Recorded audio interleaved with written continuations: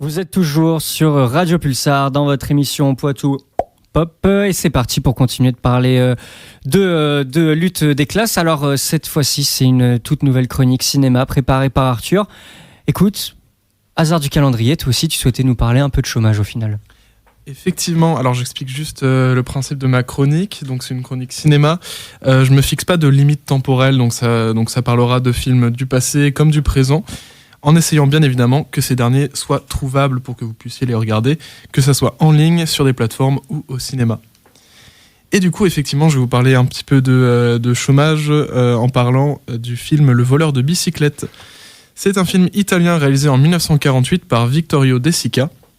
Il raconte l'histoire d'Antonio Ricci, joué par Lamberto Maggiorani, 40 ans, qui vit dans une banlieue populaire de Rome, à Valmalaina, avec sa femme et ses 2 enfants. Au chômage depuis 2 ans, il a finalement la chance de trouver un emploi de colleur d'affiches, à condition qu'il ait une bicyclette.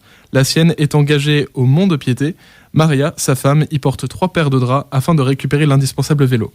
Le lendemain matin, il se rend à son travail, accompagné de Bruno, son fils de 7 ans, qui travaille dans une station-service. Ce même matin, alors qu'il a commencé sa tournée, sa bicyclette lui est volée, anéantissant d'un coup tous ses espoirs. Vainement, il se lance à la poursuite du voleur dans les rues de Rome. Dans ce film, le vol est vu comme un des symptômes et une des conséquences du capitalisme. Dans un monde où les ressources et les opportunités sont concentrées entre les mains de quelques-uns, la lutte pour la survie pousse ces individus à des actes désespérés. Car l'homme qui vole la bicyclette est, comme Antonio, un membre de la classe populaire.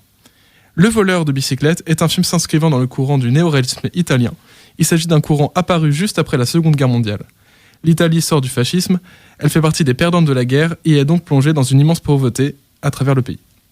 Juste avant, Mussolini avait énormément investi dans le cinéma, construisant bon nombre de studios, notamment la Cinecittà, qui donna lieu à de nombreux films de romance à l'eau de rose, se passant dans des milieux bourgeois.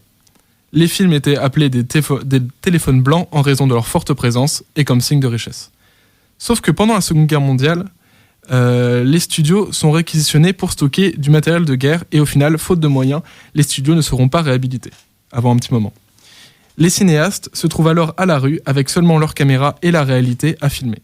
Les films du mouvement néo-réaliste filment le prolétariat, la pauvreté et forgent par conséquent un cinéma plus social.